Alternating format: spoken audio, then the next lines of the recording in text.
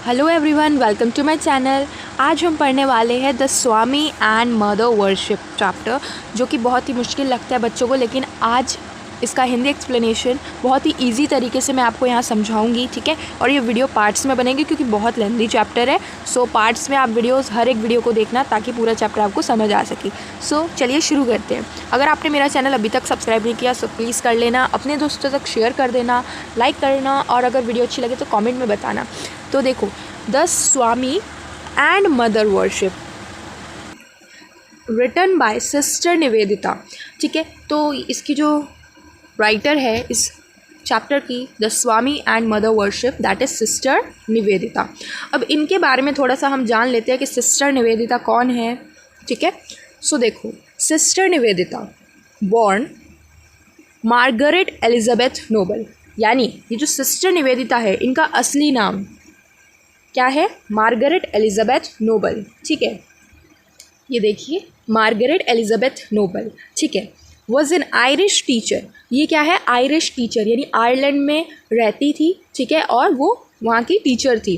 Author थी, social एक्टिविटिस्ट, यानी कि सामाजिक जो है सुधारक, या बोले तो वो समाज की सेवा करती थी, ठीक है। School founder and disciple of Swami Vivekananda, ठीक है। यहाँ जो स्वामी है, द स्वामी, स्वामी कौन है? ये है स्वामी विवेकानंद, ठीक है। यहाँ जो स्वामी है दैट इज स्वामी विवेकानंद। सो ये सिस्टर निवेदिता जी जो है क्या है? स्वामी विवेकानंद की डिसाइपल, यानी कि उनकी शिष्य है, ठीक है। Then she spend her childhood and early youth in Ireland, यानी बचपन से इंडिया में नहीं रहती है, ठीक है। बचपन में ये कहाँ अपना चाइल्डहुड, अपना अर्ली यूथ, अपनी जवानी, अपना बचपना जो है कहाँ बिताया था उन्होंने? आयरलैंड में। कहाँ बिताया था? आयरलैंड में, ठीक है। ये इन्फॉर्मेशन आप ध्यान रखें। सो इन्होंने अपना बचपन आयरलैंड में बिताया, ठीक है। तो सिस्टर निवेदिता कब मिली विवेकानंद जी से? स्वामी विवेकानंद जी से उनकी मुलाकात कब हुई? तो स्वामी जी से वो मिली 1895 में। कब मिली? 1895 में, लंदन। 1895 में उनकी मुलाकात होती है लंदन में। एंड ट्रैवल टू कैलकाटा, और वो कैलकाटा आती है, ठीक है। कैलकाटा जो आज प्रेजेंट डे कोलकाता है, सो वो कैलकाटा आती है 1898 में, यानी 3 साल बाद, ठीक है। वो मिलती है स्वामी जी से 1895 में और आती है 1898 में कैलकाटा, ठीक है, यानी इंडिया वो आ जाती है। स्वामी गेव हर द नेम, अब ये जो नेम है सिस्टर निवेदिता, ये इनका असली नाम तो नहीं है। ये नाम किसने दिया उनको? स्वामी विवेकानंद जी ने। क्या किसने दिया? स्वामी विवेकानंद जी ने। इनका असली नाम था मार्गरेट एलिजाबेथ नोबल, लेकिन उनको नाम दिया स्वामी विवेकानंद जी ने सिस्टर निवेदिता। उन्होंने नाम दिया निवेदिता। और ये निवेदिता का मतलब क्या होता है? निवेदिता का मतलब होता है डेडिकेटेड टू गॉड, यानी भगवान को समर्पित कर देना, डेडिकेटेड टू गॉड, ठीक है। जब हम क्या कहते हैं किसी गुरु के पास जाते हैं उनके शिष्य बनने, तो गुरुजी जो है क्या करते हैं? अपना नाम देते हैं, अलग सा नामकरण करते हैं। तो वैसे ही मार्गरेट एलिजाबेथ नोबल का उन्होंने नाम दिया निवेदिता, जिसका मतलब होता है डेडिकेटेड टू गॉड, ठीक है। तो यहाँ पे हमने थोड़ा सिस्टर निवेदिता के बारे में समझा, और यहाँ पे हमने समझा दैट कि सिस्टर निवेदिता जो है पहले से ही इंडिया में नहीं रहती, ठीक है, वो आयरलैंड की है। And she was Irish teacher, author, social activities, school founder and disciple of Swami Vivekananda ji, ठीक है। इनका जो है इंगेजमेंट हुआ था एक वेल्श के आपके नौजवान से, युद्ध से, ठीक है। लेकिन जो आफ्टर इंगेजमेंट इनके हस्बैंड की जो है डेथ हो जाती है, ठीक है। तो अब जब डेथ हो जाती है तो सोचो कितना बड़ा यहाँ पे दुख उनको हुआ होगा। और जब बहुत ज़्यादा दुख होता है तभी इंसान जो है इस तरीके से अपना पूजा पाठ में या फिर रिलीजियस लाइन में चला जाता है ना। तो इसी तरीके से सिस्टर निवेदिता जो है स्वामी जी से मिली, स्वामी विवेकानंद जी से। और स्वामी विवेकानंद जी का जो है मैग्नेटिक अट्रैक्शन आपने अमरनाथ चैप्टर में भी अगर पढ़ा हो, है ना, कि मतलब उनकी बातें, उनके जो टीचिंग्स है वो इतने ज़्यादा अट्रैक्टिव होते हैं कि हर इंसान जो है उनकी टीचिंग्स जो है हर किसी को पसंद आती है। तो सिस्टर निवेदिता भी जब स्वामी विवेकानंद जी को उन्होंने देखा, उनकी टीचिंग्स उन्होंने सुनी, तो उन्हें बहुत अच्छा लगा, ठीक है। और इस तरीके से आप देख सकते हैं कि वो जो है उनकी डिसाइपल बन गई, ठीक है। स्वामी जी उन्हें अपनी बेटी मानते हैं और निवेदिता जी खुद उन्हें अपना पिता मानती है, ठीक है। अब स्वामी जी का जन्म कब हुआ, ठीक है, इनका बर्थ क्या है? तो इनका जन्म हुआ था 12 जनवरी 1863 में, ठीक है। इतना ज़्यादा इंपॉर्टेंट तो नहीं है, बट आप ध्यान रखना 12 जनवरी 1863 में इनका बर्थ होता है, ठीक है। अच्छा, स्वामी जी कैसे बचपन से इतने ज़्यादा स्पिरिचुअल है, इतनी स्पिरिचुअलिटी उनमें कहाँ से आई? तो अगर आप देखेंगे उनके पिताजी, उनकी माताजी और उनके नाना जी दुर्गाचरण दत्त, ठीक है, ये सभी जो है आप देखेंगे तो पढ़े लिखे, ठीक है, स्पिरिचुअलिटी इनमें है, मेडिटेशन का रास्ता इनकी मदर, सब जो है ना, मतलब स्पिरिचुअलिटी इनके घर से ही इनको मिली है बोले तो, ठीक है। तो इनके घर से इतनी स्पिरिचुअलिटी इनको मिली है। अब ये जो स्वामी एंड मदर वर्शिप है, ये चैप्टर जो है कहाँ से लिया गया है, ये इंपॉर्टेंट है। एमसीक्यू में ये पूछा जाएगा कि ये जो चैप्टर है कहाँ से लिया गया है। So this chapter is come from, कहाँ से लिया गया इस चैप्टर को? The master as I saw him, ठीक है। The master as I saw him, जो कि लिखा था सिस्टर निवेदिता ने 1910 में। 1910 में एक बुक उन्होंने लिखी, that is the master as I saw him. ये देखिए, ठीक है, the master as I saw him, 1910 में इसको लिखा था, ठीक है, मतलब इसको पब्लिश किया 1910 में बाय सिस्टर निवेदिता। इसमें टोटल 18 चैप्टर्स हैं और उन्हीं में से ये चैप्टर लिया गया है the Swami and mother worship, ठीक है। और एक चैप्टर हम देखेंगे हमारे ही बुक में दिया हुआ है अमरनाथ, ठीक है, उसका वीडियो मैंने बना दिया है, लिंक आपको डिस्क्रिप्शन बॉक्स में मिल जाएगा, ठीक है। तो अमरनाथ चैप्टर भी इसी में से लिया गया है, the master as I saw him. So basically sister Nivedita ने the master as I saw him में स्वामी विवेकानंद जी के लाइफ के बारे में लिखा है, उनकी टीचिंग्स के बारे में लिखा है, ठीक है, कि सिस्टर निवेदिता ने किस तरीके से उनको देखा, उनकी टीचिंग्स क्या है, सब कुछ उन्होंने स्वामी विवेकानंद जी के बारे में पूरा लिखा हुआ है, the master as I saw him, ठीक है, इस बुक में लिखा हुआ है। ये जो चैप्टर है that is your, you can say spiritual essay, ठीक है, एक स्पिरिचुअल एसे है, और आप बोल सकते क्लासिकल टेक्स्ट, ठीक है। बेसिकली इसमें स्वामी विवेकानंद जी और उनकी मातृ पूजा के बारे में इसमें बताया हुआ है। मदर यहाँ पे कौन है? सो बेसिकली मदर यहाँ पे माँ काली है, ठीक है। मदर कौन है? माँ काली, ठीक है, गॉडेस काली।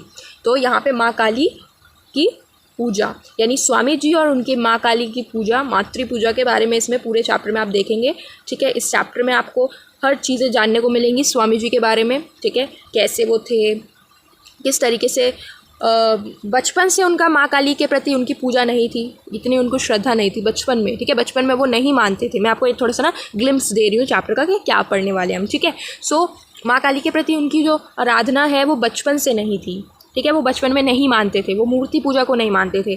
तो लेकिन उनमें फिर धीरे धीरे कैसे करके उनके अंदर इतनी ज़्यादा श्रद्धा आ गई, किस तरीके से वो एकदम माँ काली के प्रति उनके प्यार में, प्रेम में आ गए, ठीक है, पूजा उन्होंने करी, ठीक है।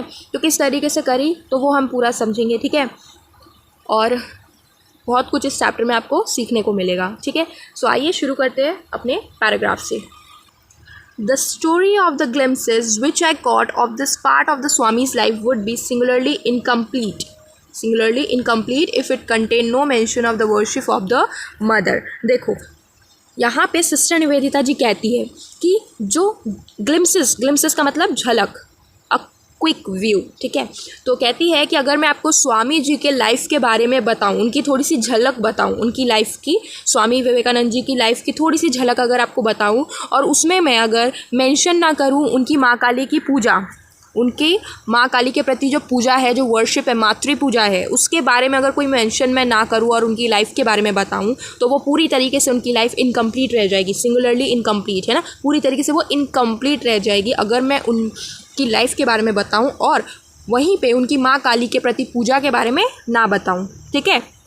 अच्छा, यहाँ पे वो स्वामी विवेकानंद जी की लाइफ के बारे में थोड़ी सी झलक ही हमें दे सकती है, ग्लिम्पसेस ही दे सकती है, बिकॉज वो बचपन से उनके साथ नहीं है ना, बचपन से तो नहीं है ना उनके साथ। तो वो जब मिली उनसे तब वो बड़े थे, है ना, मतलब जब से उनसे मिली है तब की लाइफ के बारे में वो बता सकती है, धीरे धीरे वो उनको देखती है, समझती है, ठीक है। लेकिन बचपन से तो वो उनको नहीं जानती, तो वो उनकी पूरी लाइफ के बारे में नहीं बता सकती हमें, लेकिन उनकी पूरी लाइफ की कुछ झलकें हमें बता सकती है जो कि उन्होंने खुद देखी है, ठीक है। तो बताती है कि मैं जो है अगर स्वामी जी के लाइफ के बारे में थोड़ी आपको झलक दूँ, बताऊँ स्टोरी, तो वो इनकम्प्लीट रह जाएगी अगर मैं उसमें कोई मेंशन ही ना करूँ उनकी वर्शिप ऑफ द मदर, मातृ पूजा के बारे में अगर मेंशन ना करूँ, ठीक है। तो spiritually speaking I have always felt that there were two elements in his consciousness. Now what is the meaning of consciousness? Consciousness का मतलब होता है चेतना, यानी विवेक, अपने अंदर का जो विवेक होता है, बोलते हैं ना, कभी सुना हो विवेक अपने अंदर का। तो बोलती है अगर मैं स्पिरिचुअली बताऊँ आपको, तो मैंने हमेशा ना अनुभव किया है, हमेशा ऐसा फील किया है कि देयर वर 2 एलिमेंट्स, 2 एलिमेंट्स है उनके कॉन्शियसनेस के, हिज यानी कि विवेकानंद के कॉन्शियसनेस के 2 एलिमेंट्स रहे हैं। वो 2 एलिमेंट्स कौन कौन से हैं? एब्स्ट्रैक्ट एंड फिलोसफिकल, ठीक है, एमसीक्यू में पूछा जा सकता है। तो वो कहती है कि मैंने हमेशा से ये फील किया है कि उनके कॉन्शियसनेस के यानी उनकी चेतना के, उनके विवेक के 2 एलिमेंट्स रहे हैं हमेशा से। कितने एलिमेंट्स रहे हैं? 2 एलिमेंट्स, ठीक है। हर एक लाइन इंपॉर्टेंट है फॉर योर एमसीक्यू, तो हर एक लाइन को बहुत अच्छे से डिटेल में समझे। तो 2 एलिमेंट्स उनके कॉन्शियसनेस के रहे, एक है एब्स्ट्रैक्ट एंड फिलोसफिकल, अभी समझाऊंगी। Undoubtedly he was born a brahma jnani as Ramakrishna Paramahamsa so frequently insisted. देखो यहाँ पे समझो, अनडाउटली मतलब इसमें तो कोई डाउट ही नहीं है कि विवेकानंद जी जो है बचपन से ही, मतलब जब से उनका जन्म हुआ है तब से वो एक ब्रह्म ज्ञानी है। यहाँ जे लिखा हुआ है लेकिन इसको आप जी पढ़ोगे, ठीक है। ब्रह्म ज्ञानी, जानी मत पढ़ना, ज्ञानी, ब्रह्म ज्ञानी। ही वॉज बॉर्न अ ब्रह्म ज्ञानी। Now what is the meaning of ब्रह्म ज्ञानी? ब्रह्म ज्ञानी का मतलब होता है सुप्रीम नॉलेज, जिसके पास सुप्रीम नॉलेज हो, ठीक है। और वो उनके पास क्या सुप्रीम नॉलेज है? किसके पास? स्वामी विवेकानंद जी के पास। जैसे कि रामकृष्ण परमहंस जो है कहते रहते थे, ठीक है। इंसिस्टेड मतलब कहना, फ्रीक्वेंटली मतलब वो ऐसा कहते रहते थे ये बात कि जो देखो ये जो नॉरेन है ना, ये ब्रह्म ज्ञानी है, बचपन से ये ब्रह्म ज्ञानी है, ऐसा रामकृष्ण परमहंस सबको कहते थे। अब रामकृष्ण परमहंस कौन है? तो रामकृष्ण परमहंस भी एक हिंदू सेंट यानी साधु है, और ये जो है गुरु है, ये गुरु है किसके? स्वामी विवेकानंद जी के गुरु है। स्वामी विवेकानंद जी रामकृष्ण परमहंस के डिसिपल यानी कि शिष्य है, ठीक है। When he was only 8 years old, वो बताती है कि जब स्वामी विवेकानंद जी सिर्फ और सिर्फ 8 साल के थे। ध्यान रखना, ये वाला एज बहुत इंपॉर्टेंट एमसीक्यू में आएगा कि वो जब सिर्फ और सिर्फ 8 साल के थे। सिटिंग एट हिज प्ले, अपने खेल खेल में ही है develop the power of entering समाधि, ठीक है। तो वो जो है उनके अंदर ये पावर उन्होंने डेवलप कर ली थी, ये क्षमता, ये ताकत उन्होंने डेवलप कर ली थी कि वो समाधि में एंटर करेंगे, यानी कि डीप मेडिटेशन। समाधि मतलब डीप मेडिटेशन, ठीक है। क्या आप मेडिटेशन कर सकते हो? अभी एक इंसान जो है, मोस्ट ऑफ द पीपल आप देखेंगे 100 में से 90% पीपल आप देखेंगे जिनको मेडिटेशन नहीं करना आता, ठीक है। मेडिटेशन मतलब आप आराम से बैठ गए, ठीक है, एंड देन उसके बाद आप इस तरीके से मग्न हो जाओगे दूसरी दुनिया में कि अगर आपको कोई कुछ कहेगा भी तो आपको सुनाई ना दे। इस तरीके से सोना नहीं है आपको मेडिटेशन में जाना है, ठीक है। तो वो जब सिर्फ और सिर्फ 8 साल के थे, जब बच्चे कुछ नहीं जानते थे, 8 साल के बच्चे कुछ नहीं जानते, सिर्फ खेल कूद, उनको खाना पीना मौज करना ऐसा रहता है, लेकिन उस समय वो सिर्फ 8 साल की उम्र में उन्होंने अपने अंदर पावर डेवलप कर लिया था डीप मेडिटेशन का, ठीक है। सोच सकते हो कितने ज़्यादा वो जो है स्पिरिचुअल होंगे। सो अपने अंदर उन्होंने डीप मेडिटेशन का पावर डेवलप कर लिया था, ठीक है। The religious ideas towards which he naturally gravitated were highly abstract and philosophical, the very reverse of those which are commonly referred to as idolatrous. Idolatrous मतलब मूर्ति पूजा, आइडल वर्शिप यानी मूर्ति पूजा।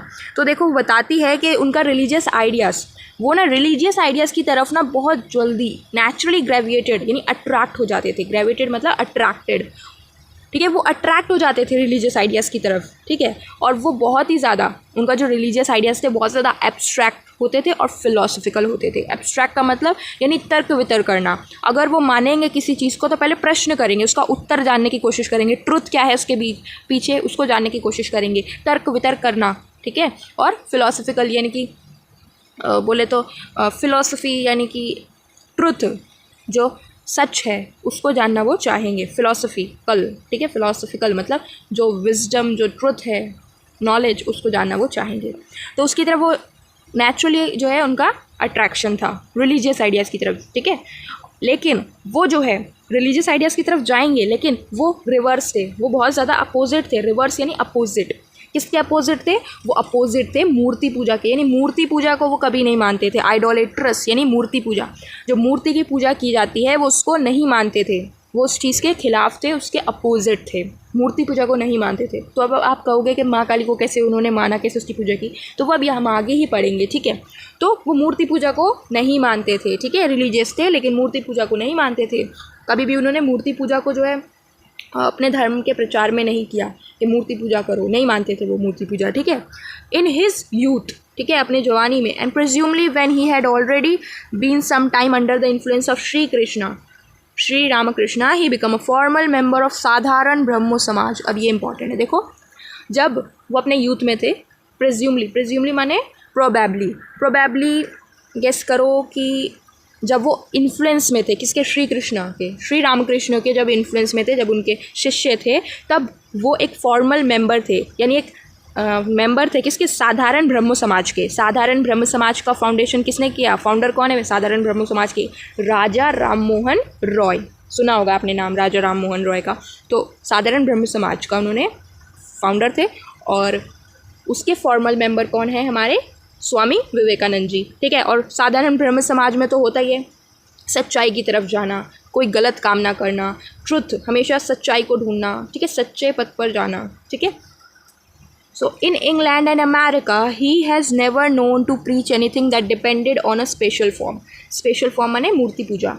Special form का मतलब क्या? किसी का एक स्पेशल फॉर्म मीन्स एक रूप होना, है ना। तो मूर्ति पूजा। सो बेसिकली इंग्लैंड और अमेरिका जब वो जाते थे अपने टीचिंग्स को, अपने प्रीच करने, प्रीच माने धर्म प्रचार, जब वो धर्म प्रचार करने जाते थे तो उनका जो धर्म प्रचार होता था रिलीजियस होता था, लेकिन कभी भी वो मूर्ति पूजा के बारे में कभी भी प्रचार नहीं करते थे, ठीक है। द रियलाइजेशन ऑफ ब्रह्मा, ठीक है, इसको हम बोलेंगे Brahma, was his only imperative, the Advaita philosophy his only system of doctrine, the Vedas and Upanishad his sole scriptural authority, ठीक है। उनका एकमात्र लक्ष्य, उनका एकमात्र टारगेट क्या था? ब्रह्म यानी सत्य, ट्रुथ को खोजना, ठीक है, इम्परेटिव। तो मतलब उनका एकमात्र लक्ष्य था रियलाइजेशन करना ब्रह्म को, मतलब ट्रुथ को, ठीक है। अद्वैता फिलॉसफी सिर्फ उनका एकमात्र सिस्टम था डॉक्ट्रीन का, क्या? अद्वैता फिलॉसफी, ठीक है।